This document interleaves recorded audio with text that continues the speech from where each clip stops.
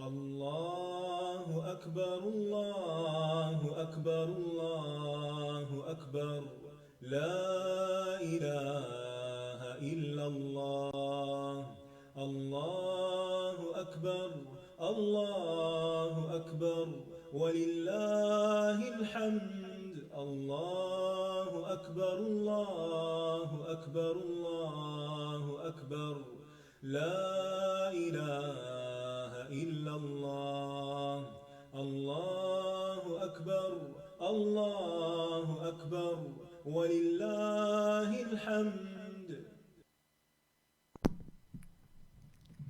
السلام علیکم ورحمۃ اللہ وبرکاتہ. نحمده ونصلی علی رسولہ الکریم، اما بعد فاعوذ باللہ من الشیطان الرجیم. بسم اللہ الرحمن الرحیم. رب اشرح لی صدری ویسر لی امری واحلل عقدۃ من لسانی یفقہوا قولی. آج ہم انشاءاللہ امثال القرآن پروگرام میں سب سے پہلی مثال کا ذکر کریں گے جو منافقین کے بارے میں ہے. یہ مثال سورۃ البقرہ کے شروع میں آئی ہے اور یہ پہلا مقام ہے جہاں اللہ سبحانہ وتعالیٰ نے مثال بیان کی ہے. یعنی جب آپ قرآن مجید کو سورۃ الفاتحہ سے شروع کرتے ہیں تو سب سے پہلے آنے والی مثال یعنی قرآنی مثال یہی مثال ہے جو منافقین کے بارے میں ہے. ہم دیکھتے ہیں کہ سورۃ البقرہ کے آغاز میں اللہ سبحانہ وتعالیٰ نے 3 گروہوں کا ذکر کیا ہے. سب سے پہلا گروہ اہل ایمان کا گروہ ہے، مومنوں کا گروہ ہے، جن کے بارے میں اللہ سبحانہ وتعالیٰ نے 4 آیات میں گفتگو کی ہے. آئیے ان کی تلاوت سنتے ہیں تاکہ یاد دہانی ہو جائے، تذکرہ ہو جائے کہ مومنین اور متقین کیسے ہوتے ہیں. الف لام میم ذلك الكتاب لا ريب فيه هدى للمتقين الذين يؤمنون بالغيب ويقيمون الصلاة ومما رزقناهم ينفقون والذين يؤمنون بما أنزل إليك وما أنزل من قبلك وبالآخرة هم يوقنون أولئك على هدى من ربهم وأولئك هم المفلحون. یہ وہ کتاب ہے جس میں کوئی شک نہیں، ہدایت ہے متقی لوگوں کے لیے جو غیب پر ایمان لاتے ہیں اور نماز قائم کرتے ہیں، اور جو رزق ہم نے انہیں دیا ہے اس میں سے وہ خرچ کرتے ہیں، اور وہ جو ایمان لاتے ہیں اس پر جو آپ پر نازل کیا گیا. تو اہل ایمان ہیں یہ، وہ جو ایمان لاتے ہیں اس پر جو آپ پر نازل کیا گیا یعنی محمد صلی اللہ علیہ وسلم پر، اور جو آپ سے پہلے نازل کیا گیا، اور وہ آخرت پر یقین رکھتے ہیں. یہی لوگ اپنے رب کی طرف سے ہدایت پر ہیں یعنی سیدھے راستے پر ہیں، اور یہی لوگ دراصل فلاح پانے والے ہیں. یہ ہیں کامیاب لوگوں کی صفات. اس کے بعد اللہ سبحانہ وتعالیٰ نے دوسرے گروہ کا ذکر کیا جو کفار کا گروہ ہے. ان کے بارے میں 2 آیات نازل ہوئیں. ارشاد ہے إن الذين كفروا سواء عليهم أأنذرتهم أم لم تنذرهم لا يؤمنون ختم الله على قلوبهم وعلى سمعهم وعلى أبصارهم غشاوة وَلَهُمْ عَذَابٌ عَظِيمٌ. بے شک جن لوگوں نے کفر کیا ان کے لیے برابر ہے کہ آپ انہیں ڈرائیں یا نہ ڈرائیں، وہ ایمان نہیں لائیں گے، وہ ایمان ہی نہیں لائیں گے. پہلا گروہ ایمان لایا، دوسرا گروہ ایمان نہیں لایا، اللہ نے ان کے دلوں اور ان کے کانوں پر مہر لگا دی ہے اور ان کی آنکھوں پر پردہ ہے اور ان کے لیے بہت بڑا عذاب ہے۔ اس کے بعد تیسرے گروہ کا ذکر کیا گیا جو ایمان اور کفر کے بیچ میں ہے، جو منافقین کا گروہ ہے، جو دراصل مومن نہیں ہے، حقیقت میں وہ کافر ہی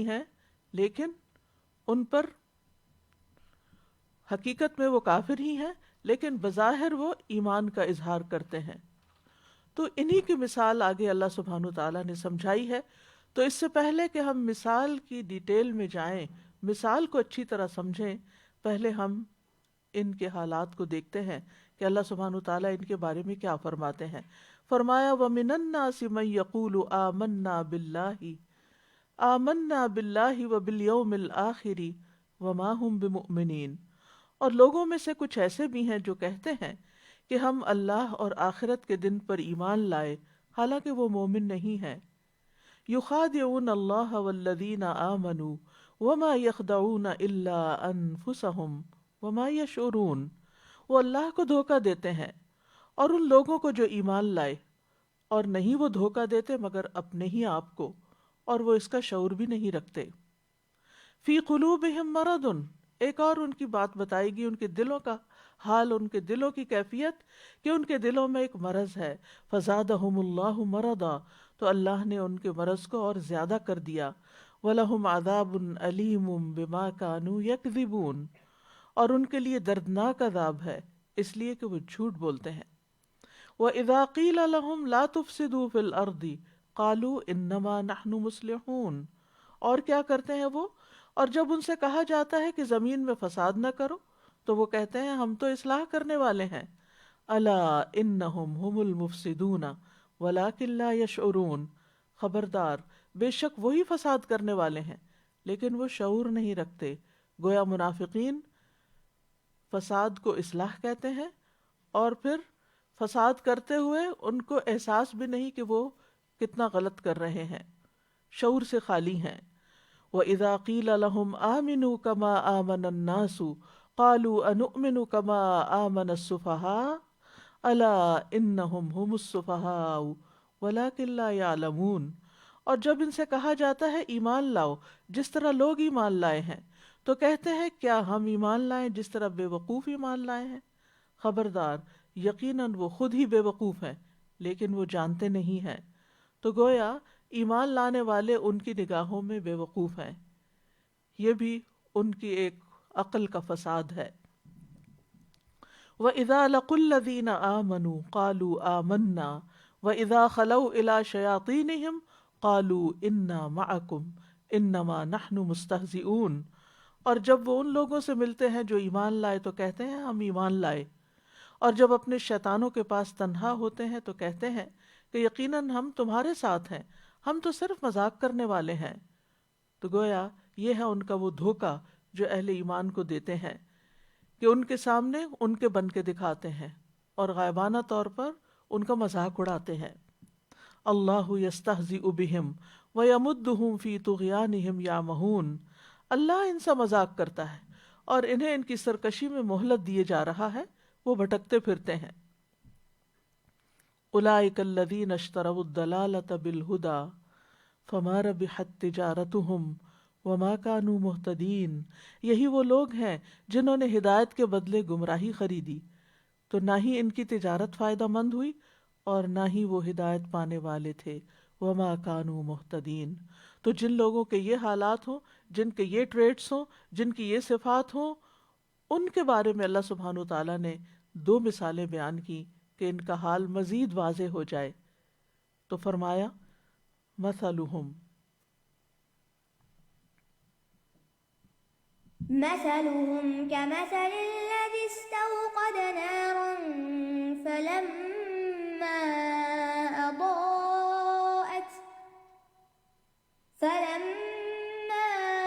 أضاءت ما حوله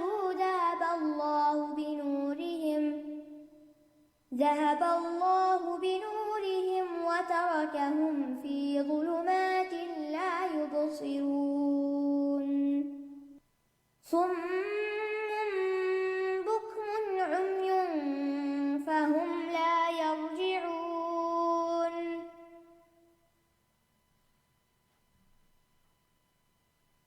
أو كصيب من السماء فيه ظلمات ورعد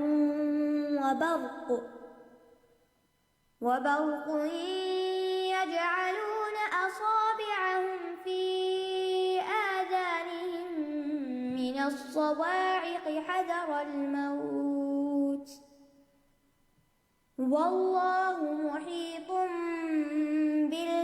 بالكافرين يكاد البرق يخطف أبصارهم كلما أضاء لهم مشوا فيه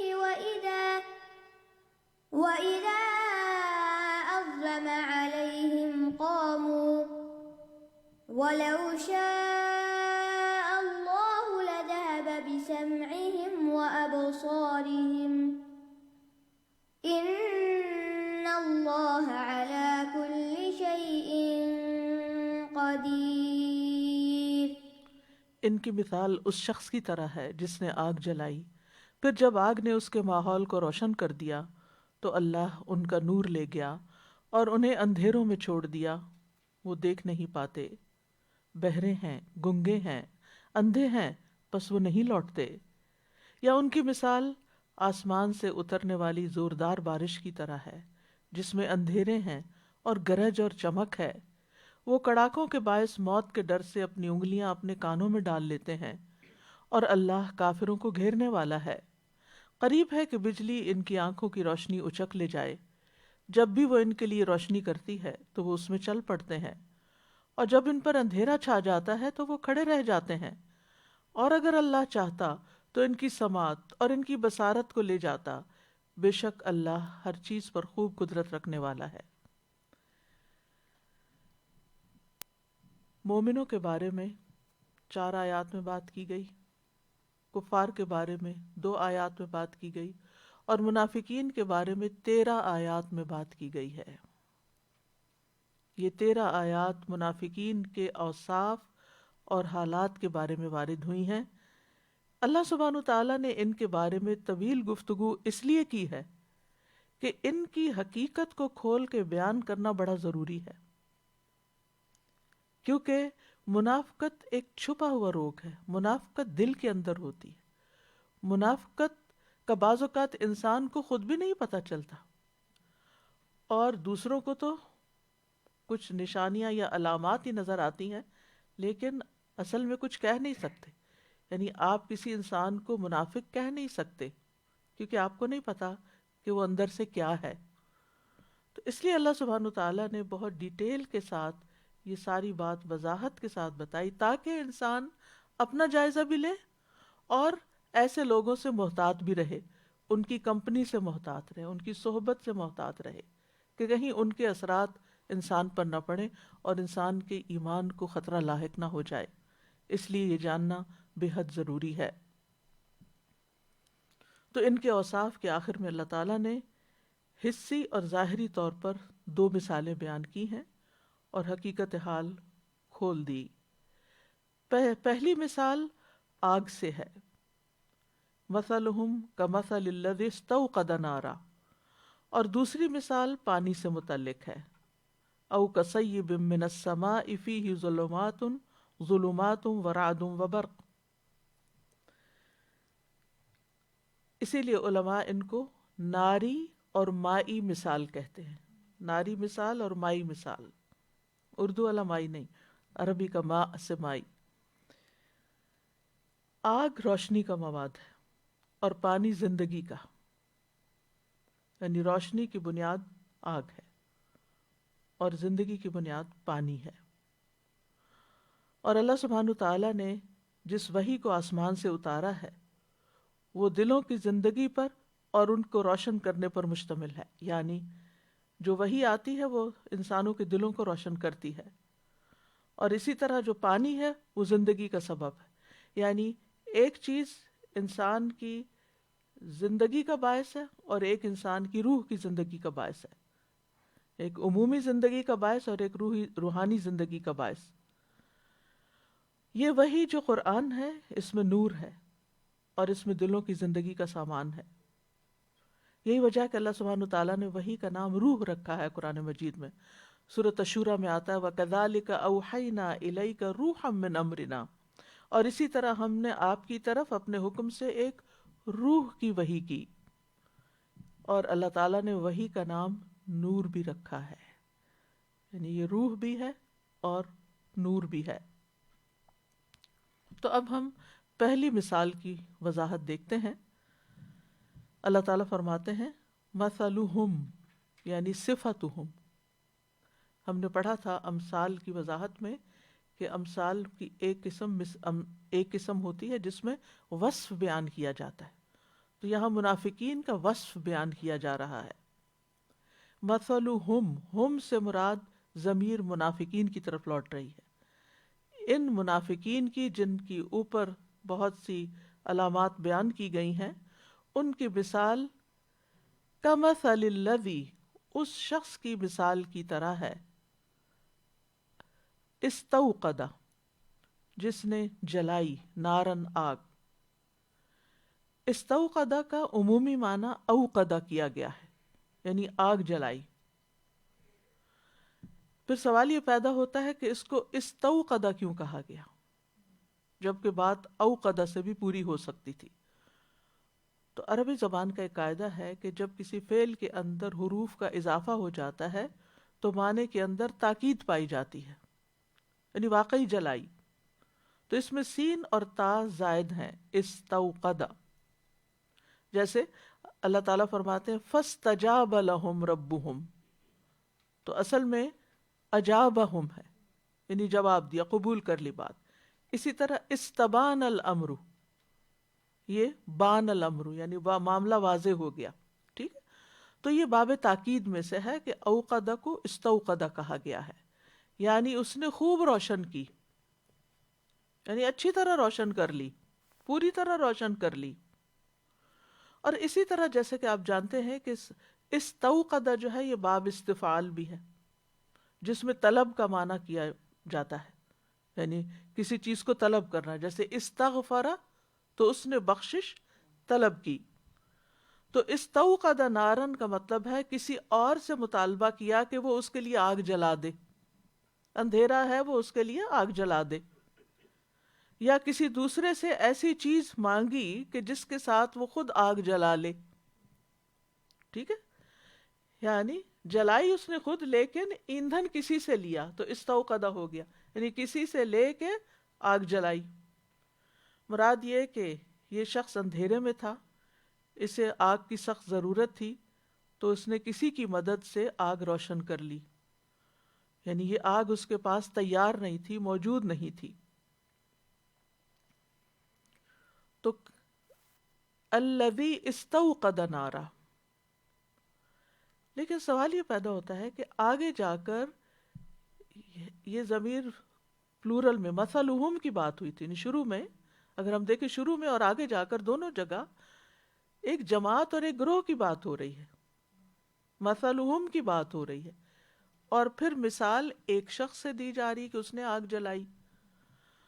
تو بات یہ ہے کہ عربوں کے ہاں جب رات کے وقت صحرا میں قافلے چلتے تھے اور کسی جگہ پر قیام کرتے تھے تو وہاں بہت اندھیرا ہوتا تھا، تو اس میں ایک شخص مقرر ہوتا تھا جس کی یہ ذمہ داری ہوتی تھی کہ وہ آگ جلانے کا کام کرے گا۔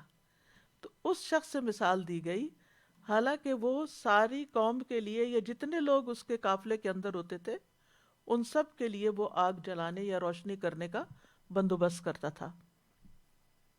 اور یہ ایک انتظامی ذمہ داری بھی تھی۔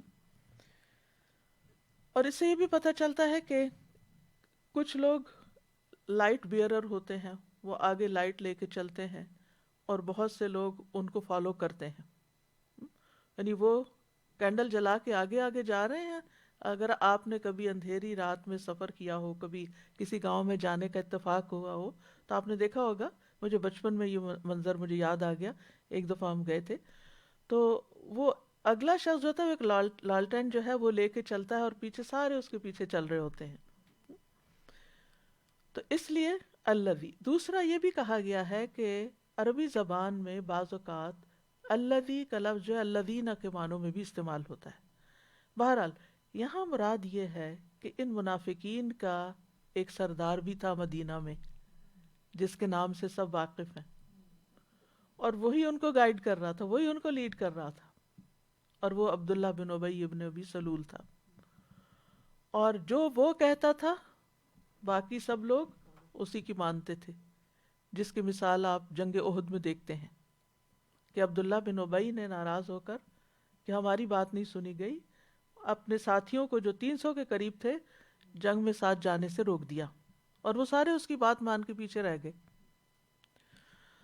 تو استوقد نارا فلما اضاءت ما حولہ.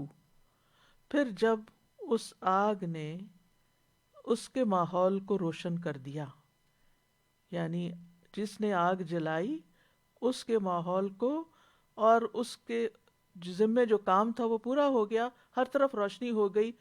عبداللہ بن ابی نے اسلام قبول کیا تو اس کے پیچھے باقی لوگوں نے بھی اسلام قبول کر لیا، ماحول روشن ہو گیا.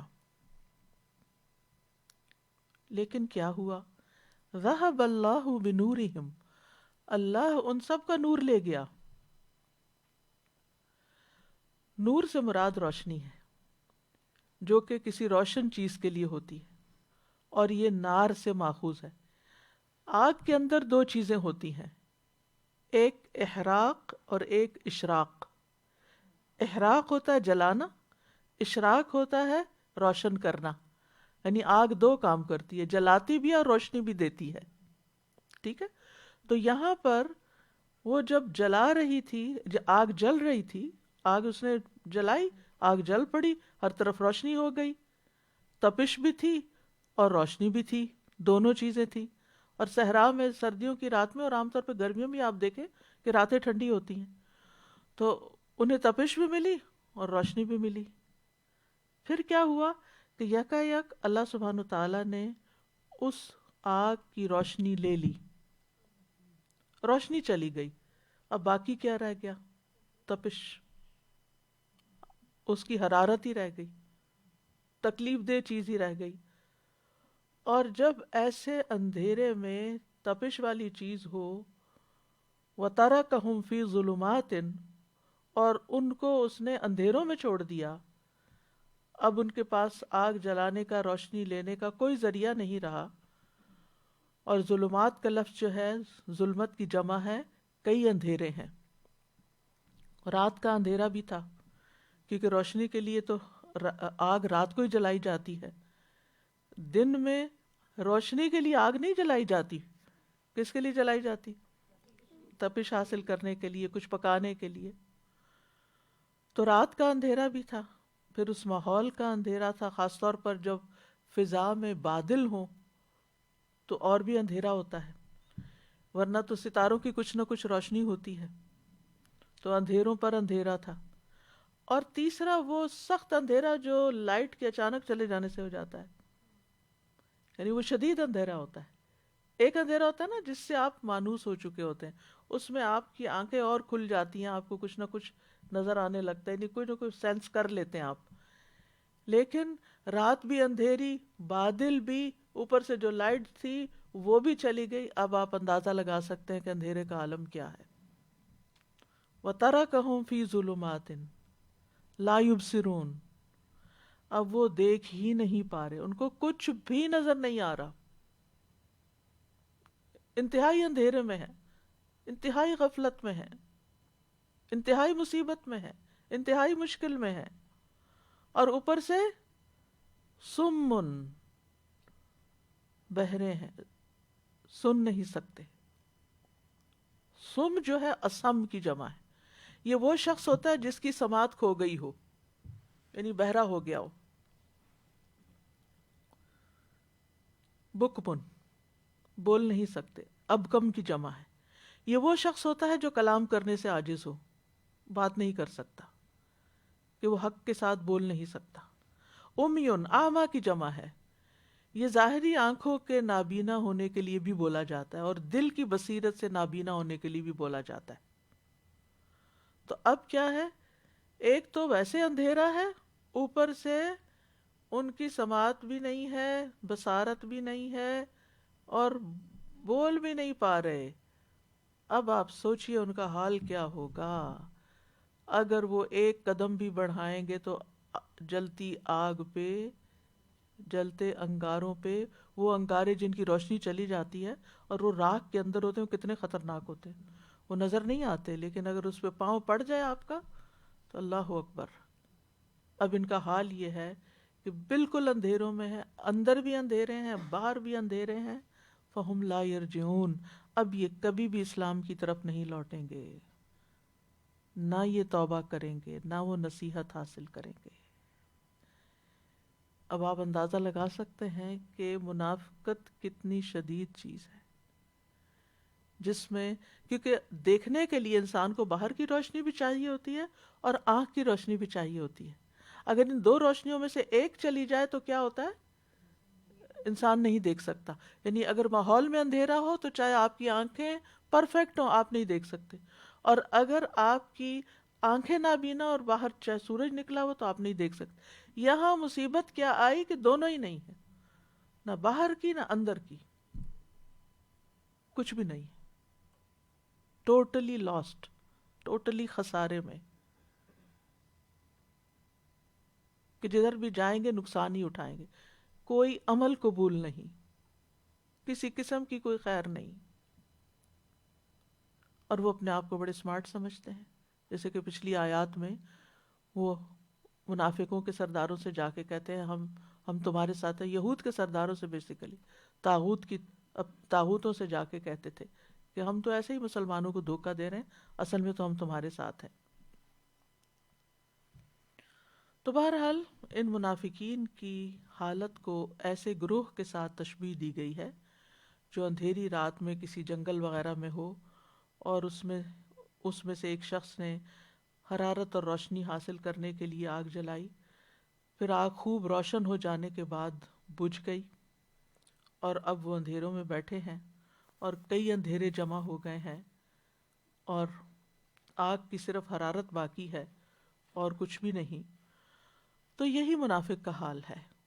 یہ دنیا میں کفر، شرک اور نفاق کے اندھیروں میں ادھر ادھر بھٹک رہے ہیں، اور آخرت میں قبر کے اندھیرے اور حشر کے اندھیرے اور جہنم کے اندھیرے، ان سب میں گھرے ہوئے ہوں گے. نعوذ باللہ من ذالک.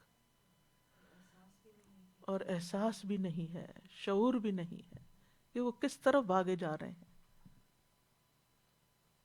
ان سارے اندھیروں کو جمع کریں آپ، کفر، شرک، نفاق، غفلت، جہالت، اور پھر موت کے بعد بھی اندھیروں کا جو سلسلہ شروع ہوا، قبر میں اندھیرا، حشر میں اٹھے تو حشر میں بھی اندھیرا، اور پھر آگے جہنم. آپ کو معلوم ہے کہ اللہ تعالیٰ نے جس طرح دہکائی ہے وہ اندھیری ہے، اس میں حرارت ہے لیکن روشنی نہیں ہے. تھوڑی دیر کے لیے بھی اگر مکمل اندھیرا ہو نا تو انسان کا دل گھبرانے لگتا ہے، اس سے کوئی کام نہیں ہوتا. یہی وجہ ہے کہ ان کے دلوں کا حال بھی پھر ایسا ہی ہے کہ اس میں کسی قسم کی کوئی خوشی نہیں، کوئی چین نہیں، کوئی امن نہیں. عبداللہ بن مسعود رضی اللہ عنہ کہتے ہیں کہ نبی صلی اللہ علیہ وسلم جب مدینہ تشریف لائے تو کچھ لوگ مسلمان ہو گئے، یعنی ابتداء میں مسلمان ہو گئے لیکن پھر جلد ہی منافق ہو گئے. ان کی مثال اس شخص کی سی ہے جو اندھیرے میں تھا تو اس نے روشنی جلائی، یعنی کفر کے اندھیرے میں تھا، اسلام کی روشنی آئی، اس کا ماحول روشن ہو گیا، مفید اور نقصان دہ چیزیں اس پہ واضح ہو گئیں کہ کس چیز میں خیر ہے کس میں شر ہے، کہ اچانک وہ روشنی بجھ گئی اور وہ واپس اندھیروں میں لوٹ گئے. یہی حال منافقین کا تھا. پہلے وہ شرک کی تاریکی کے اندھیروں میں تھے، مسلمان ہوئے تو اسلام کی روشنی میں آئے، حلال و حرام کو پہچان گئے، دوبارہ کفر و نفاق کی طرف لوٹ گئے تو ساری روشنی جاتی رہی. تو اس مثال میں نور سے جو مراد، نور جو ہے یہ دراصل پہلی بار ایمان لانے کا نور ہے، یعنی وہ نور جو انسان دل سے جب اسلام قبول کرتا ہے تو انسان کو نصیب ہوتا ہے، کیونکہ وہ پہلے اسلام میں داخل ہوا تھا، دل سے ایمان لایا تھا، تو یہ ایک وقتی ایمان تھا اور بہت جلد یہ الٹ گیا، تو اس نے دل میں کفر اختیار کر لیا اور ظاہری طور پر اسلام پہ باقی رہا، کیونکہ منافق وہی ہوتے ہیں جو ظاہری طور پر اسلام پہ باقی رہتے ہیں۔ اس کی دلیل وہ آیت ہے جو سورۃ المنافقین میں ہے، ذَلِكَ بِأَنَّهُمْ آمَنُوا ثُمَّ كَفَرُوا فَطُبِعَ عَلَىٰ قُلُوبِهِمْ فَهُمْ لَا يَفْقَهُونَ، یہ اس لیے کہ بے شک وہ ایمان لائے پھر انہوں نے کفر کیا تو ان کے دلوں پہ مہر لگا دی گئی، سو وہ نہیں سمجھتے۔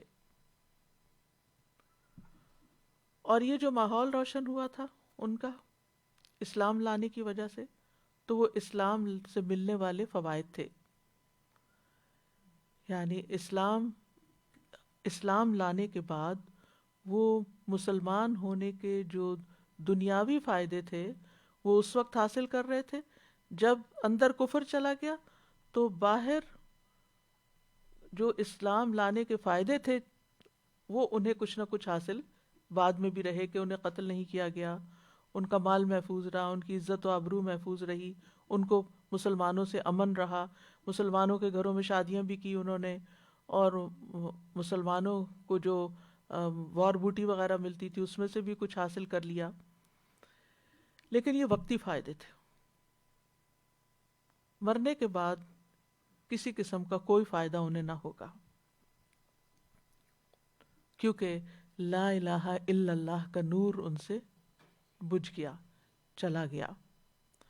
قتادہ کہتے ہیں منافق جب زبان سے لا الہ الا اللہ ادا کرتا ہے تو اس کے لیے دنیا روشن ہو جاتی ہے، بس اسی روشنی کی وجہ سے وہ مسلمانوں سے باہمی نکاح کرتا ہے، ان کے ساتھ جہاد میں شریک ہوتا ہے، ان کا وارث بھی بنتا ہے، اور اس روشنی اور ایمان کی وجہ سے وہ اپنے خون اور مال کو محفوظ کر لیتا ہے۔ لیکن جب موت کا وقت آتا ہے تو یہ روشنی اور نور منافق سے چھین لیا جاتا ہے، کیونکہ اس کے دل میں اس کی کوئی بنیاد نہیں ہوتی اور نہ ہی اس کے عمل میں اس ایمان کی کوئی حقیقت ہوتی ہے۔ تو نور ایمان ہے اور ظلمت نفاق ہے۔ ابن عباس کہتے ہیں کہ نور سے مراد ان کا ایمان ہے جس کے بارے میں وہ باتیں کرتے تھے، اور ظلمت سے مراد ان کی گمراہی اور کفر ہے جس کے ساتھ وہ کلام کرتے تھے، یعنی کبھی ایمان کی باتیں کرتے تھے اور کبھی کفر کی باتیں کرتے تھے، لیکن لا الہ ہؤلاء ولا الہ ہؤلاء۔ تو ان سے بنیادی طور پر ہدایت عملی جو تھی اس کی توفیق چھین لی گئی تھی، یعنی ویسے بھی ہدایت چھین لی گئی تھی اور عمل کی توفیق بھی چھین لی گئی تھی، اسی لیے جب نماز کی طرف آتے تھے تو انتہائی سستی کے ساتھ، اللہ کے راستے میں دینا پڑتا تھا تو بہت بددلی کے ساتھ دیتے تھے۔ تو بہرحال جو فائدے کی چیز تھی اصل میں، کیونکہ سب سے زیادہ قیمتی اور فائدے کی چیز انسان کا ایمان ہے، لا الہ الا اللہ ہے، اور جب انسان کا اس سے اعتقاد اٹھ جاتا ہے یا اس کے بارے میں انسان شک کرنے لگتا ہے تو پھر انسان اسی مصیبت میں گرفتار ہوتا ہے جس میں وہ لا الہ الا اللہ سے پہلے گرفتار تھا۔ اسی طرح یہ بھی کہا گیا ہے کہ یہ قول یہود کے بارے میں بھی ہے، کیونکہ نبی صلی اللہ علیہ وسلم کی آمد سے پہلے وہ آپ کا انتظار کر رہے تھے۔ جب آپ صلی اللہ علیہ وسلم ظاہر ہوئے تو ان کو یہ سمجھ آ گئی کہ آپ ہی سچے نبی ہیں، اور ان کے دلوں نے کچھ یقین بھی کر لیا۔ یہ تو آپ جانتے ہیں نا کہ یہود کا اصل وطن فلسطین تھا، لیکن وہاں سے وہ مدینہ کی طرف کیوں آ گئے تھے؟ کیونکہ ان کی کتابوں میں یہ نشانیاں ملتی تھی کہ آخری نبی اس طرف آئے گا، تو وہ اس کے انتظار میں یہاں تھے، اور جب آپ تشریف لائے تو ان کو یقین بھی آ گیا، لیکن پھر انہوں نے حسد کیا اور اپنی سرداری کے چھن جانے کا خوف ہوا، لہٰذا انہوں نے انکار کر دیا، اور اب وہ مکمل اندھیرے میں ہیں۔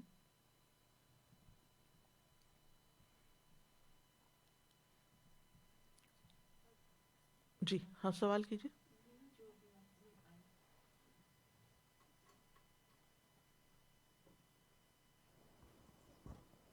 مائک دیجیے. استاذہ ابھی جو آپ نے سمجھایا ہے مجھے بہت اچھی طرح سمجھ آئی، لیکن ایک چیز سمجھ نہیں آ رہی کہ انہوں نے جب آگ جلائی تو اللہ تعالیٰ نے کیوں پھر اس کو بجا دیا، کیوں کیونکہ نور چھین انہوں نے لیا؟ دل میں انہوں نے انکار کر دیا. پھر دل سے نہیں مانا تھا؟ پہلے مانا پھر نہیں مانا. یعنی جب انہوں نے یہ اس کی وضاحت سورۃ المنافقون میں ہوتی ہے، ذالک بانہم آمنوا ثم کفروا. پہلے ایمان لائے تھے لیکن جب کفر کیا اور پھر دل کے اندر کفر تھا، اوپر سے اسلام کا اظہار کرتے تھے، تو اللہ سبحانہ تعالیٰ نے ان کے ساتھ یہ معاملہ کیا. تو اللہ تعالیٰ ان کا نور لے گیا، ان سے ہدایت کی توفیق چھین لی. پکا ایسا کر دیا پکا بس ہمیشہ پھر کفر میں، یعنی کہ ان کو اسی حالت میں چھوڑ دیا، سخت ترین اندھیرے میں ہمیشہ کے لیے بھٹکنے کے لیے چھوڑ دیا. یعنی اللہ سبحانہ تعالیٰ کسی پر ظلم نہیں کرتا، اور وہ بلا وجہ کسی کا نور نہیں لیتا، بلا وجہ کسی کا نور نہیں لیتا، بلا وجہ کسی سے نیکی کا موقع نہیں چھینتا. اس میں انسان کا اپنا گناہ یا اپنا کوئی قصور ہوتا ہے جس کی وجہ سے اس سے توفیق چلی جاتی ہے، ہدایت چلی جاتی ہے. نفاق ہے کیا اصل میں؟ یہاں یہ بھی سمجھ لینا چاہیے. نفاق کا لفظ جو ہے یہ نون فا قاف سے ہے. نفقہ، نفق زمین میں موجود سرنگ کو کہتے ہیں جو کہ کسی دوسری جگہ پہ جا کے نکلتے. سرنگ کا ایک حصہ آپ کے قریب ہوتا ہے اور دوسرا کہیں دور پار ہوتا ہے، اور وہ راستہ زمین کے اندر سے جاتا ہے، یعنی ٹنل جس کو کہتے ہیں. یعنی ایسا راستہ جس سے باہر نکلنا ممکن ہو.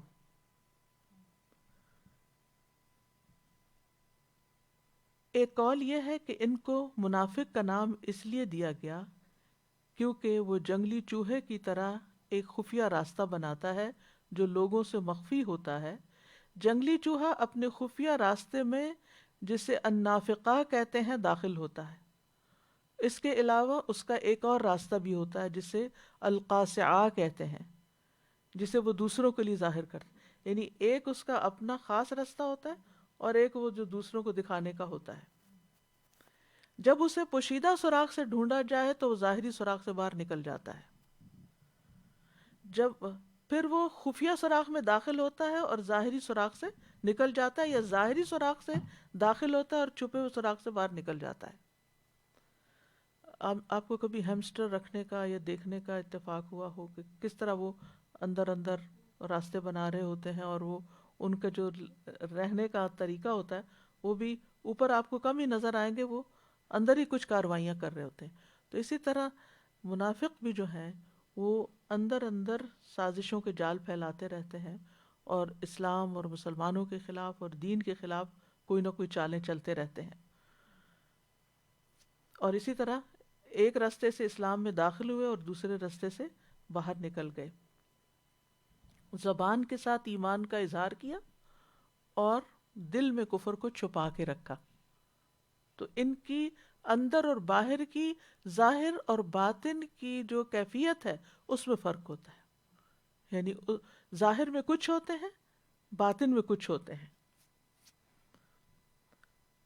حذیفہ بن یمان سے منافق کے بارے میں پوچھا گیا تو انہوں نے کہا، منافق ایسا شخص ہے جو اسلام کا اظہار تو کرتا ہے لیکن اس پہ عمل نہیں کرتا، یعنی اپنی زندگی کو اسلام کے مطابق نہیں لاتا.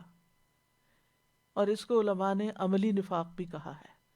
یعنی دل میں اس کے شک ہوتا ہے، دل میں اس کے پورا یقین نہیں ہوتا اللہ سبحانہ تعالیٰ کے بارے میں یا آخرت کے بارے میں یا حساب کتاب کے بارے میں، یا ایسا ناقص ایمان ہوتا ہے جس کی وجہ سے اس کے عمل میں کمی ہوتی ہے. تو اس مثال سے کئی باتیں سمجھ میں آتی ہیں. سب سے پہلی بات تو وہی کہ اللہ سبحانہ تعالیٰ ظاہری اور حسی چیزوں کی مثالیں عقلی اور معنوی چیزوں کے ساتھ بیان کرتے ہیں تاکہ انسان اچھی طرح ان کو سمجھ لے. یا جو چیزیں انسان کو ظاہر نہیں ہوتی، اس کی صرف سوچ میں ہوتی ہیں یا اس کے دل میں ہوتی ہیں، ان کو اللہ تعالیٰ کسی ایسی حسی چیز کے ساتھ بیان کرتے ہیں کہ جو جس سے بات واضح ہو جاتی ہے. جہاں تک نور کا تعلق ہے تو نور کے بارے میں ہمیں قرآن مجید میں کئی آیات سے رہنمائی ملتی ہے کہ نور ہے کیا، کیونکہ ذہب اللہ بنورہم ہے نا، اللہ ان کا نور لے گیا. تو سب سے پہلی بات تو یہ کہ نور کا جو منبع اور سورس ہے وہ اللہ کی ذات ہے. اللہ نور السماوات والارض، اللہ آسمانوں اور زمین کا نور ہے.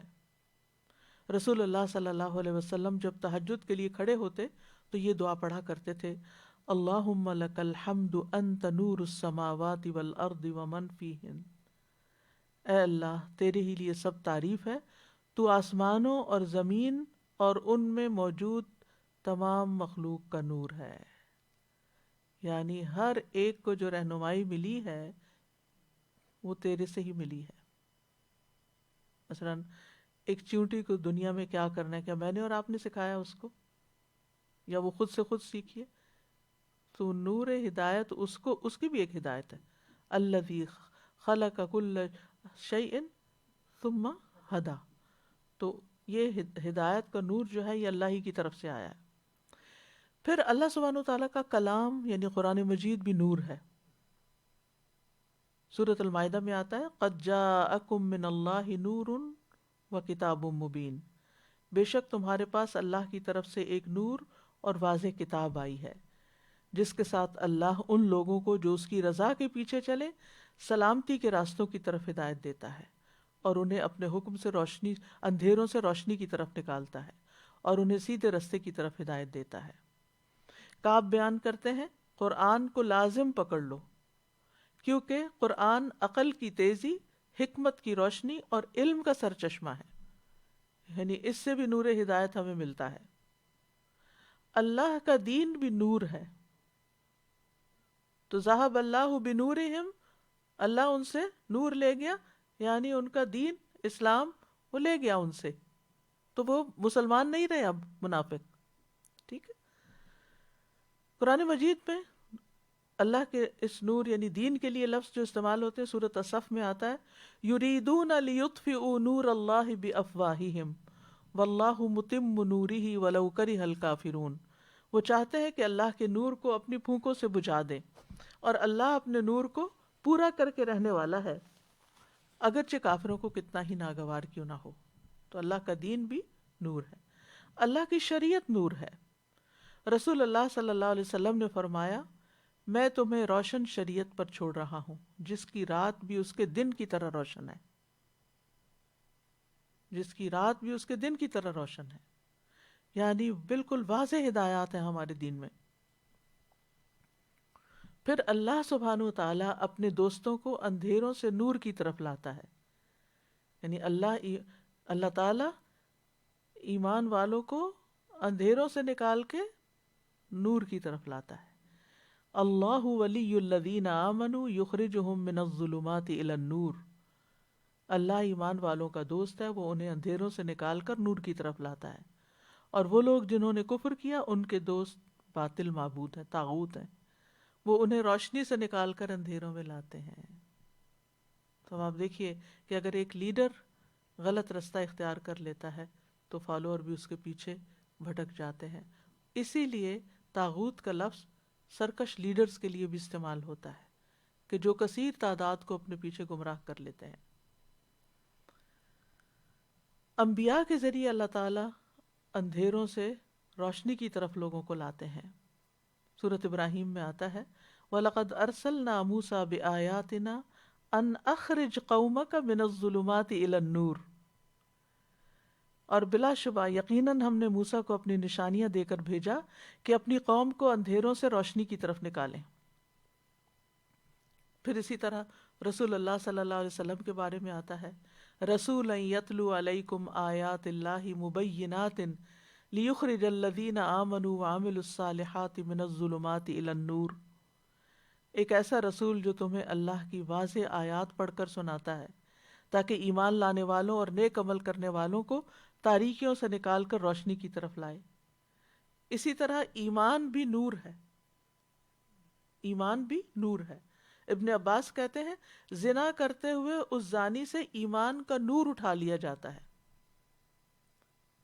اسی طرح جسے ہدایت مل جائے وہ نور پر ہے، افمن شرح اللہ صدرہ للاسلام فہو علی نور من ربہ، تو کیا وہ شخص جس کا سینہ اللہ نے اسلام کے لیے کھول دیا، سو وہ اپنے رب کی طرف سے ایک روشنی پر ہے۔ تو منافقین کا حال ایسا کیوں ہوا؟ کیونکہ انہوں نے کفر اختیار کیا، لہٰذا ان کا نور چھن گیا۔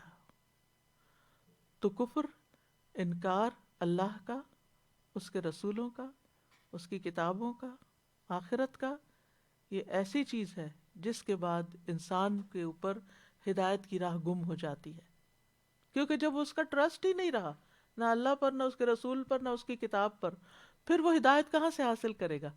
پھر اس کو رہنمائی کہاں سے ملے گی؟ اور پھر اس کو عمل کی قوت کہاں سے ملے گی؟ جتنا جتنا یقین پختہ ہوتا جاتا ہے اتنا اتنا انسان کا عمل بہتر ہوتا جاتا ہے۔ اور جہاں تک اندھیروں کا تعلق ہے تو 3 بڑے اندھیرے ہیں، ایک جہالت کا اندھیرا، ایک کفر کا اندھیرا، اور ایک نافرمانی کا اندھیرا۔ جہالت کا اندھیرا دور ہوتا ہے علم سے۔ جاہل انسان بالکل نابینا انسان کی طرح ہوتا ہے، اس کو نہیں پتا ہوتا کدھر جانا ہے، کوئی اور اس کو لیڈ کرتا ہے، لے کے جاتا ہے۔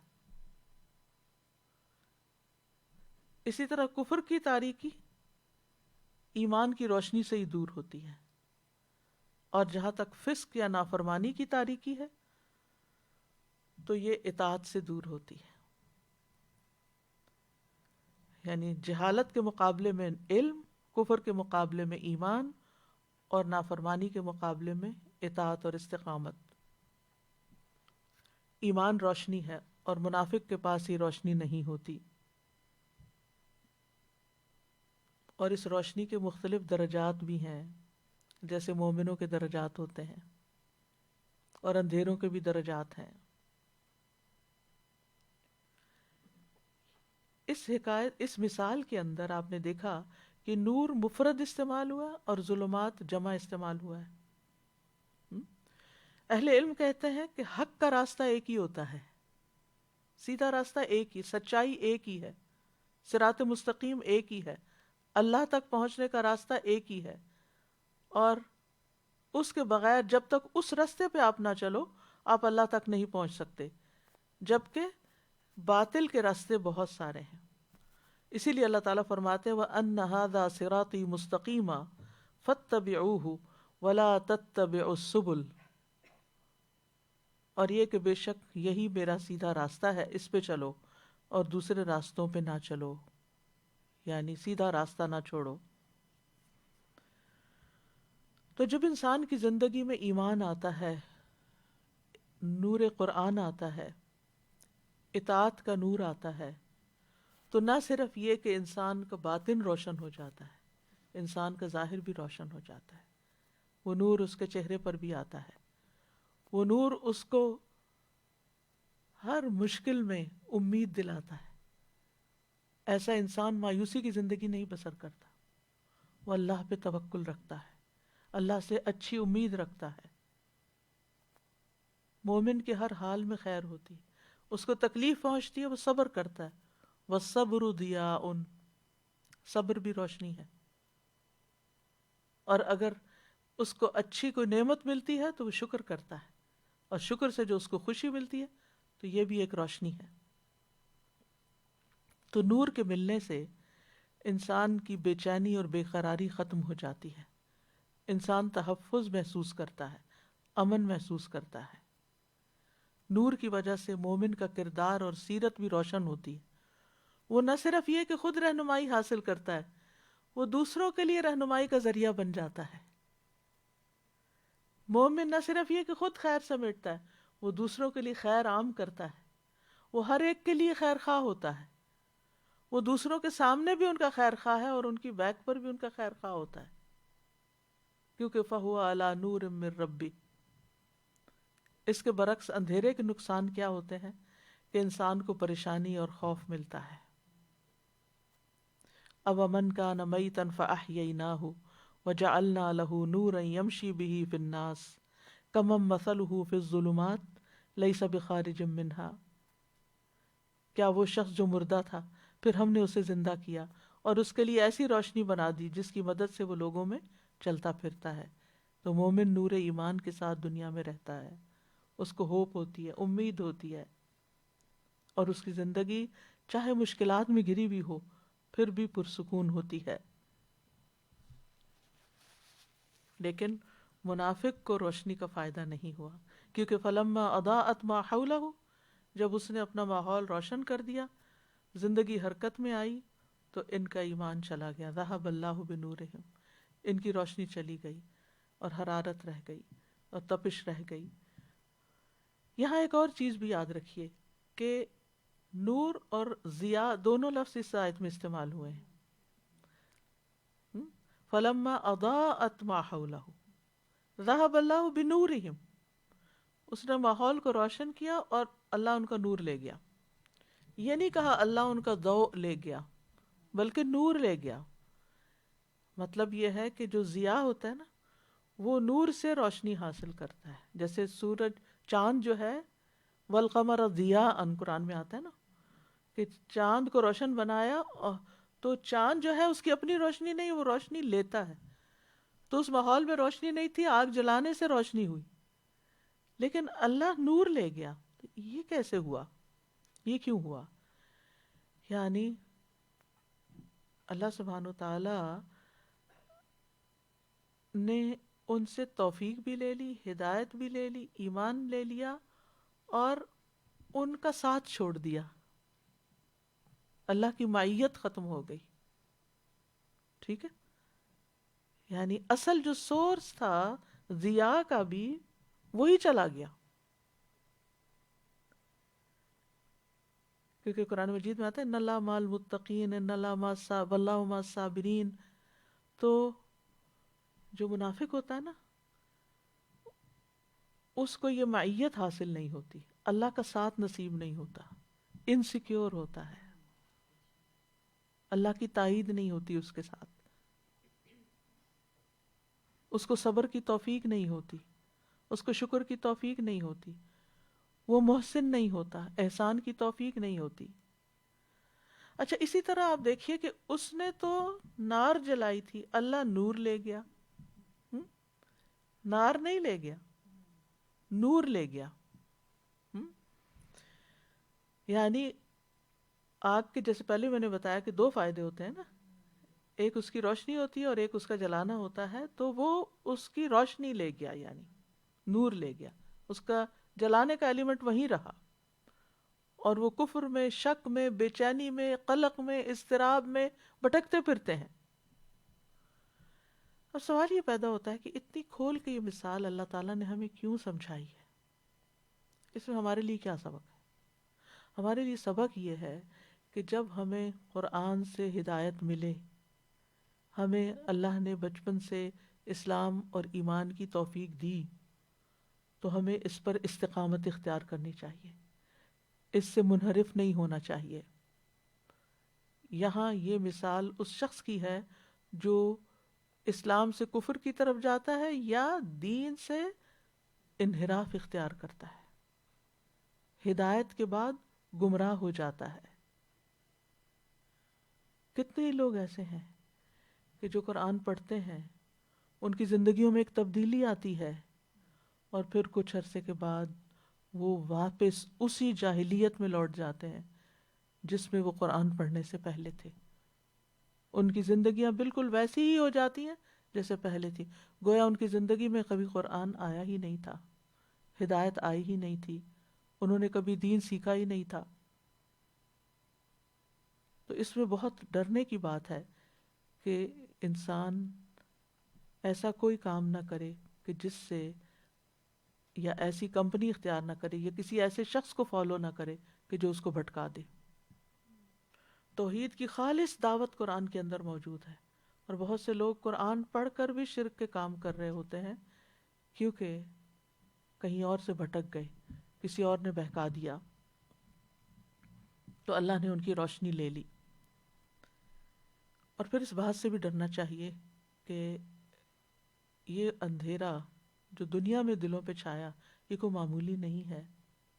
یہ اندھیرا جس نے صراط مستقیم گم کر دیا، یہ کوئی معمولی اندھیرا نہیں ہے، اس کا انجام بڑا بھیانک ہے. اس شک اور نفاق کا انجام بڑا بھیانک ہے، کیونکہ قبر اور حشر میں بھی اندھیرا ہوگا. قیامت کے دن کا اندھیرا، وہاں مومنوں کو جو نور ملے گا، یوم تری المؤمنین والمؤمنات یسعی نورہم بین ایدیہم وبایمانہم، جس دن آپ ایمان والے مردوں اور عورتوں کو دیکھیں گے، ان کی روشنی ان کے آگے ان کے دائیں طرف دوڑ رہی ہوگی. آج تمہیں ایسے باغوں کی خوشخبری ہے جن کے نیچے نہریں چلتی ہیں، ہمیشہ ان میں رہنے والے ہو، یہی بہت بڑی کامیابی ہے. یہ اس دن مومنوں کا حال ہوگا. منافقوں کا کیا حال بتایا گیا؟ یوم یقول المنافقون والمنافقات للذین آمنوا انظرونا نقتبس من نورکم قیل ارجعوا وراءکم فالتمسوا نورا فضرب بینہم بسور لہ باب باطنہ فیہ الرحمہ وظاہرہ من قبلہ العذاب. جس دن منافق مرد اور منافق عورتیں ان لوگوں سے کہیں گے جو ایمان لائے، ہمارا انتظار کرو کہ ہم تمہاری روشنی سے کچھ روشنی لیں.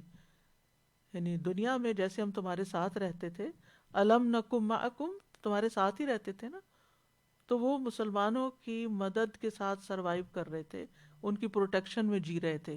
خصوصاً مدینہ کے حالات کو آپ دیکھیں. تو اب کیا ہوا؟ قیامت کے دن بھی وہ کہیں گے کہ تم کدھر جا رہے ہو، ہمیں بھی روشنی دو، ہمارا انتظار کرو. سورۃ الحدید کی آیت نمبر 13 ہے، ہمارا انتظار کرو کہ ہم تمہاری روشنی سے کچھ روشنی حاصل کر لیں. کہا جائے گا اپنے پیچھے لوٹ جاؤ، بس کچھ روشنی تلاش کرو، واپس جاؤ جہاں نور کا منبع ہے، وہاں سے روشنی لے کے آؤ، یہاں ہم نہیں دے سکتے. اور جب وہ لینے کے لیے جائیں گے تو وہاں تو کوئی روشنی نہیں مل رہی ہوگی. واپس ایمان والوں کی طرف پلٹیں گے تو ان کے درمیان ایک دیوار حائل کر دی جائے گی. پہلے وہ ایمان والوں کے ساتھ تھے، اب کیا ہوا؟ بیچ میں دیوار آ گئی جس میں ایک دروازہ ہوگا، اس کی اندرونی جانب اس میں رحمت ہوگی جس طرف مومن ہوں گے، اور بیرونی جانب عذاب ہوگا. رسول اللہ صلی اللہ علیہ وسلم نے فرمایا قیامت کے دن ہر ایک آدمی کو، خواہ وہ منافق ہو یا مومن، نور ملے گا. لوگ اس نور کے ساتھ چلیں گے، جبکہ جہنم کے پل پر آنکڑے اور کانٹے ہوں گے جن کے لیے اللہ چاہے گا وہ ان کو پکڑ لیں گے. پھر منافقوں کا نور بجھ جائے گا اور مومن نجات پا جائیں گے. سم بکم عمی فہم لا یرجعون، نہ سن سکتے ہیں، نہ بول سکتے ہیں، نہ دیکھ سکتے ہیں، تو اب یہ واپس نہیں پلٹیں گے. ہدایت کے 3 دروازے ہیں یہ. ابن قیم کہتے ہیں جب آگ نے ان کے لیے روشنی کر دی تو انہوں نے دیکھ لیا اور پہچان گئے کہ یہ آگ بجھ گئی اور وہ اندھیروں میں رہ گئے، تو اب وہ نہ دیکھ سکتے ہیں، نہ سن سکتے ہیں، اور نہ حق بات بولتے. یعنی نہ حق بات سننے کی توفیق ہے انہیں، مجلسوں میں حاضر بھی ہوتے ہیں، کچھ سمجھتے نہیں، باہر نکل کے پوچھتے ہیں یہ آج کیا نازل ہوا تھا، یہ کیا کہا تھا انہوں نے. ان کا دل ہی نہیں ہوتا، اس میں دلچسپی نہیں ہوتی، بات اندر ہی نہیں اترتی، کچھ ساتھ لے کے ہی نہیں جاتے، کچھ یاد ہی نہیں رکھتے. کائنات کی نشانیوں سے بھی انہیں کوئی عبرت حاصل نہیں ہوتی، دل بھی ان کے اندھیرے میں ہے، زبان سے بھی کبھی انہوں نے کوئی خیر کی بات نہیں نکالی. یعنی آنکھ اور کان کے ہوتے ہوئے ان سے فائدہ نہیں اٹھاتے، جیسے قرآن مجید میں آتا ہے نا وَلَقَدْ ذَرَأْنَا لِجَهَنَّمَ كَثِيرًا مِنَ الْجِنِّ وَالْإِنسِ لَهُمْ قُلُوبٌ لَا يَفْقَهُونَ بِهَا وَلَهُمْ أَعْيُنٌ لَا يُبْصِرُونَ بِهَا وَلَهُمْ آذَانٌ لَا يَسْمَعُونَ بِهَا أُولَئِكَ كَالْأَنْعَامِ بَلْ هُمْ أَضَلُّ أُولَئِكَ هُمُ الْغَافِلُونَ. بلا شبہ یقیناً ہم نے بہت سے جن اور انسان جہنمی کے لیے پیدا کیے. ان کے دل ہیں جن کے ساتھ وہ سمجھتے نہیں، آنکھیں ہیں جن کے ساتھ وہ دیکھتے نہیں، ان کے کان ہیں جن کے ساتھ وہ سنتے نہیں. یہ چوپاؤں کی طرح ہے، بلکہ ان سے بھی بھٹکے ہوئے جو بالکل بے خبر ہیں. تو جو لوگ حق بات سن کر نہ سنیں، سنی انسنی کر دیں، تو ان کی پیروی سے بھی منع کیا گیا. وَلَا تَكُونُوا كَالَّذِينَ قَالُوا سَمِعْنَا وَهُمْ لَا يَسْمَعُونَ. حق کی طرف دیکھتے ہوئے بھی نہیں دیکھتے. وَإِن تَدْعُوهُمْ إِلَى الْهُدَى لَا يَسْمَعُوا وَتَرَاهُمْ يَنظُرُونَ إِلَيْكَ وَهُمْ لَا يُبْصِرُونَ. اگر تم انہیں سیدھے راستے کی طرف بلاؤ تو سنیں گے ہی نہیں. آپ انہیں دیکھتے ہیں کہ وہ آپ کو دیکھ رہے ہیں، حالانکہ وہ دیکھ نہیں رہے ہوتے. تو ہم سب کے لیے لمحہ فکریہ ہے کہ قرآن کی روشنی، ایمان کی روشنی اس سے ہم کتنا فائدہ اٹھا رہے ہیں، ہمارا عمل کتنا بدلا، قرآن پڑھ کر ہمارے عمل میں کیا تبدیلی آئی، اور ہم نے اس پر استقامت کتنی اختیار کی۔ تو اس نور کو قائم رکھنے کے لیے ضروری ہے، نفاق سے بچنے کے لیے ضروری ہے کہ ہم ہر وہ طریقہ اختیار کریں کہ جس سے ایمان اور تقوی بڑھے، کیونکہ اللہ تعالیٰ فرماتے ہیں یا ایھا الذین آمنوا اتقوا اللہ وآمنوا برسولہ یؤتکم کفلین من رحمتہ ویجعل لکم نورا تمشون بہ ویغفر لکم واللہ غفور رحیم۔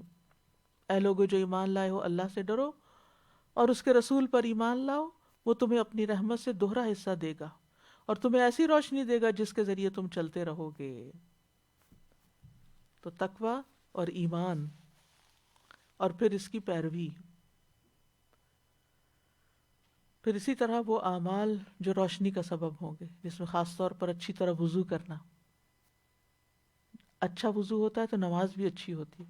قیامت کے دن اہل ایمان کے وضو کے اعضاء چمکیں گے، وہ ان کے لیے روشنی پیدا کریں گے۔ پھر 5 نمازوں کی پابندی، رسول اللہ صلی اللہ علیہ وسلم نے فرمایا جو شخص اس کی یعنی نماز کی پابندی کرے گا تو یہ اس کے لیے قیامت کے دن روشنی، دلیل اور نجات کا باعث بنے گی، اور جو پابندی نہیں کرے گا تو اس کے لیے روشنی، دلیل اور نجات کا سبب نہیں بنے گی۔ وہ اس دن قارون، فرعون اور حامان اور ابی بن خلف کے ساتھ ہوگا۔ پھر قرآن کی تلاوت، قرآن کا پڑھنا، اور آج کل رمضان ہے، اللہ کے فضل سے عام دنوں سے زیادہ ہم قرآن پڑھتے ہیں۔ کوئی بھی کام، کوئی بھی ایکٹیویٹی اپنی کٹ ڈاؤن کر کے لازماً قرآن کی ریڈنگ میں اضافہ کریں۔ رسول اللہ صلی اللہ علیہ وسلم نے فرمایا تلاوت قرآن کو اپنے لیے لازم کر لو، کیونکہ یہ تمہارے لیے زمین پر نور کا سبب ہے اور آسمان میں تمہارے لیے ذخیرہ ہے۔ خصوصاً جمعے کے دن سورۃ الکہف پڑھنا یہ نور کا سبب بنتی ہے۔ پھر اسی طرح لوگوں کے ساتھ معاملہ کرتے ہوئے انصاف کرنا۔ رسول اللہ صلی اللہ علیہ وسلم نے فرمایا انصاف کرنے والے اللہ کے ہاں نور کے ممبروں پر ہوں گے جو رحمان کی دائیں جانب ہوں گے۔ اللہ کے دونوں ہاتھ دائیں ہیں، یہ وہ لوگ ہوں گے جو اپنی رعایا، اپنے اہل و عیال میں عدل و انصاف کرتے ہوں گے، یعنی سب کے ساتھ اچھا سلوک، سب کے ساتھ عدل و انصاف۔ پھر صبر کرنا، والصبر ضیاء، صبر روشنی ہے۔ صدقہ کرنا، نبی صلی اللہ علیہ وسلم رمضان میں تیز آندھی سے بھی زیادہ سخی ہو جاتے تھے، یعنی ہر طرف سخاوت کرتے تھے، اور صدقہ نور ہے۔ اللہ کے راستے میں بوڑھا ہونا، فرمایا جو شخص اللہ کی راہ میں بوڑھا ہو جائے وہ بڑھاپا قیامت کے دن اس کے لیے باعث نور ہوگا، یعنی استقامت اختیار کرنا دین پر، اور نور حاصل کرنے کی دعائیں بھی پڑھتے رہیں۔ ربنا اتمم لنا نورنا واغفر لنا انک علی کل شیء قدیر۔ اے ہمارے رب، ہمارے لیے ہمارا نور مکمل کر دے اور ہمیں بخش دے، یقیناً تو ہر چیز پر خوب قادر ہے۔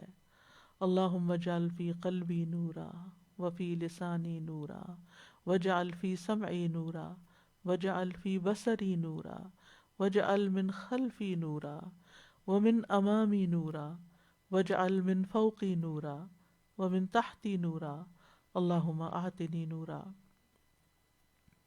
اور قرآن کو سینے کا نور بنانے کی دعا جو رنج و غم کو بھی دور کرتی ہے۔ اللہم انی عبدک وابن عبدک وابن امتک ناصیتی بیدک ماض فی حکمک عدل فی قضاؤک اسألک بکل اسم ہوا لک سمیت بہ نفسک او علمتہ احدا من خلقک او انزلتہ فی کتابک او استأثرت بہ فی علم الغیب عندک ان تجعل القرآن ربیع قلبی ونور صدری وجلاء حزنی وذہاب ہمی۔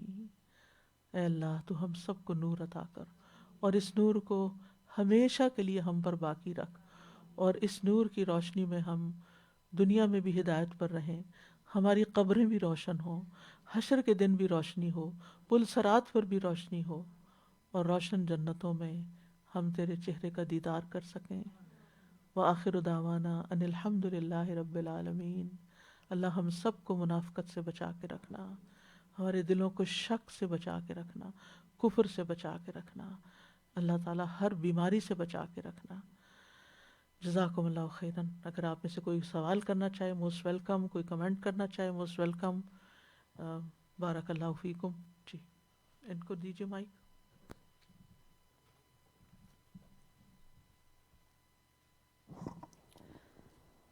میں نے دیکھا کہ جب یہ منافقت آتی ہے, جو لوگ مرتد ہو جاتے ہیں اور اپنے دین سے الگ ہو جاتے ہیں, وہ شروع سے ہی کچھ شک میں ہوتے ہیں. جب چاہے وہ مسلمان دل گھر جھکا میں ہی نہیں پیدا, ہوتا. ہاں جی, مسلمان پیدا ہوتے ہیں, مسلمان گھروں میں ہوتے ہیں, اور ہر چیز پہ وہ کویسچننگ ہو رہی ہوتی ہے پہلے شروع میں کیوں, اور پھر ایک طرف ہٹنا شروع ہو جاتے ہیں. اور جیسے ہی وہ لوپ ہول نکلتا ہے نا, جیسے جو ٹنل والی بات کی ہے وہ ایسی صحیح بیٹھتی ہے کہ وہ جیسے جنگلی چوہا جو ہے ایک دوسرا تک نکل جاتا ہے اس وہ طرف. وہ لوپ ہول ڈھونڈ رہے ہوتے ہیں اپنی زندگی میں کہ کس دن ہم یہاں سے نکلیں, اور پھر وہ ان کی زندگی علیحدہ ہو جاتی ہے, اور وہ پھر اپنی بالکل علیحدہ ہی راستہ اور علیحدہ ہی زندگی گزارنی شروع کر دیتے ہیں. یعنی ہوتے مسلمان گھروں میں ہیں, جی مسلمانوں کی اولاد ہوتے ہیں, لیکن اسلام نام کی کوئی چیز عمل میں نہیں ہوتی. اللہ تعالیٰ محفوظ رکھے. السلام علیکم استاذہ جی. میں یہ پوچھنا چاہ رہی تھی, یہ آپ بتا رہی تھی کہ سب کے دلوں میں لا الہ الا اللہ ہوتا ہے اور پھر اللہ تعالیٰ ان کا نور بھی لے جاتے ہیں. نہیں, تو جو لا الہ الا اللہ پڑھتے ہیں جی شعوری طور پر, اور پھر اس کے بعد دنیا کی محبت میں یا کسی وجہ سے اس کو چھوڑ کر دنیا میں گم ہو جاتے ہیں. ہاں اچھا. فطرت میں تو روشنی رکھی ہے اللہ نے, ہدایت کی طلب رکھی ہے, لیکن اور مسلمان گھر میں بھی کوئی پیدا ہو جاتا ہے, لیکن پھر جب تک وہ شعوری طور پر اپنی عقل سے, دل دماغ سے خود وہ ایکسیپٹ نہیں کرتا اس کو, تو بات نہیں بنتی. جی استاذہ, یہ اللہ سبحانہ و تعالیٰ تو بڑے بڑے گناہوں کو معاف کرنے والا ہے. اللہ تعالیٰ کی رحمت تو بہت بڑی ہے. یہ کوئی ایسی چیز ہوگی جس پہ اللہ سبحانہ و تعالیٰ نے پکڑ کی ہے. کوئی بندہ بہت ہی زیادہ اصرار کرتا ہوگا اور بہت ہی بڑی نافرمانی ہے. ہمیں یہ پکا یقین ہونا چاہیے کہ ہمارا رب بہت مہربان ہے, اور وہ کسی چھوٹی چیز پہ نہیں پکڑتا اتنی بڑی چیز کہ وہ اس کا نور چھین لے. کفر ہے نا, اور انکار ہے نا, اللہ کا انکار, اللہ کی ذات کا, اللہ کی صفات کا, اللہ کی ہدایت کا, وحی کا, رسول کا, دین کا مذاق اڑانا, یہ ساری چیزیں جب شامل ہوتی ہیں تو پھر دلوں پہ تالے پڑتے ہیں. وہ کسی نے جی وہ میری بہن بتا رہی تھی کہ جو سرجن مسلمان ہوا تھا جس کی بچی بہت بیمار ہو گئی تھی, تو اس نے وعدہ کیا تھا, ایتھیسٹ تھا, تو اس نے کہا تھا کہ اللہ سبحانہ تعالیٰ میں آپ کو ڈھونڈوں گا, God I am gonna find you if you cure my daughter. تو وہ ٹھیک ہو گئی تھی, تو اس نے کہا کہ میں لوگوں کو بھی بتاؤں گا کہ میں نے دین ڈھونڈا اور مجھے اللہ تعالیٰ مل گئے, مسلمان ہو گیا. تو کوئی اور عورت اسی سچویشن میں آئی کہ اس کی بچی بیمار ہو گئی بہت سخت, تو اس نے کہا کہ میں اس کو بتا دیتا ہوں کہ تم یہ وعدہ کر لو تو تمہارا بچہ ٹھیک ہو جائے گا, اللہ کو ڈھونڈنے کا وعدہ کر لو. اس نے کر لیا, لیکن جب اس کی بچی ٹھیک ہوگی تو وہ پلٹ گئی. یہی چیز ہوتی ہے نا کہ پہلے آئے اور پھر گئے. اس وجہ سے بھی نفاق زیادہ بری چیز ہے نا کہ اس میں بہت بڑے پیمانے پہ نقصان ہوتا ہے. صرف انسان اپنی ذات کو نقصان نہیں دے رہا ہوتا, بلکہ وہ اپنے اطراف جتنے بھی لوگ ہوتے ہیں ارد گرد, وہ ان سب کو نقصان دے رہا ہوتا ہے. مطلب اسی مثال سے اگر ہم دیکھیں, جو آگ جلانے والا ہے وہ آگ جلائے اور اس کے بعد وہ آگ بجھا دے, تو ساتھ جو بھی ہیں ان سب کا نقصان ہو گیا, وہ سب اندھیرے میں آ گئے پھر.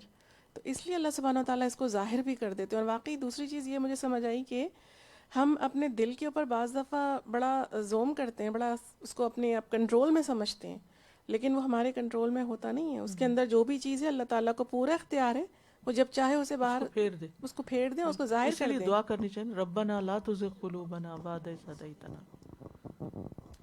استاذہ, ہماری عام لائف میں ہم لوگ اوپر نیچے ہوتے رہتے ہیں, کبھی ادھر کبھی ادھر, تو وہ کیا ہاں, نفاق وہ میں آ تو جاتا ہے؟ کمی بیشی ہوتی رہتی ہے, جی وہ تو بہت نیچرل ہے, لیکن فوراً پلٹنا چاہیے اس سے. یعنی کہ اگر ایمان کی کمزوری ہو رہی ہے, کمی ہو رہی ہے, تو فوراً کوئی ایسا طریقہ اختیار کرنا چاہیے کہ جس سے وہ کمزوری طاقت میں بدلے. جیسے فزیکلی اگر ہم ویک فیل کرتے ہیں تو ہم چھوڑ تھوڑی دیتے ہیں اپنے آپ کو, ہم فوراً کوئی غذا کھاتے ہیں, کچھ کھانا کھاتے ہیں, کوئی وٹامنس لیتے ہیں, ڈاکٹر کے پاس جاتے ہیں, 100 طریقے اختیار کرتے ہیں تاکہ ہم اس بیماری سے نکلیں. تو یہ بھی چونکہ ایک بیماری ہے, اس سے نکلنے کے لیے بھی ایفرٹ چاہیے. جی ہاں جی استاذہ, بس ایک آخری جی بات. شروع میں آپ نے فرمایا نا کہ اتنی واضح اللہ سبحانہ تعالیٰ نے ان کی وہ کی ہے وصف کہ تاکہ ہم اپنے اندر ڈھونڈیں. تو مجھے خیال آج کل کی بیماری کے ساتھ یہ آ رہا تھا کہ اتنی ڈھیر لسٹ ہے اس کے سمٹمز کی نا، کہ یہ سمٹم ہو تو بھی چیک کراؤ، یہ بھی ہو تو بھی چیک کراؤ. تو اسی لیے اللہ سبحانہ تعالیٰ نے کھول کے سارے سمٹمز بتا دیے کہ یہ بھی ہو سکتا ہے، اس وجہ سے بھی ہوتا ہے، اس وجہ سے بھی ہوتا ہے. اللہ سبحانہ تعالیٰ ہم سب کو محفوظ رکھے. آمین. سبحانک اللہم و بحمدک، اشہد ان لا الہ الا انت، استغفرک و اتوب الیک. السلام علیکم ورحمۃ اللہ وبرکاتہ. وإیاکم.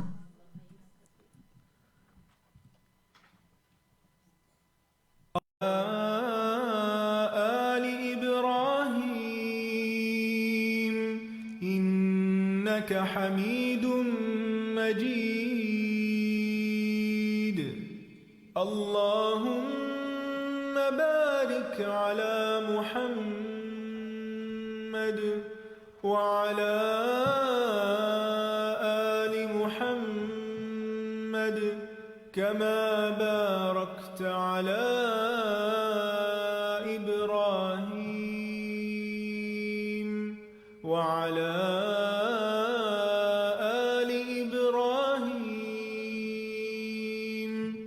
إنك حميد مجيد.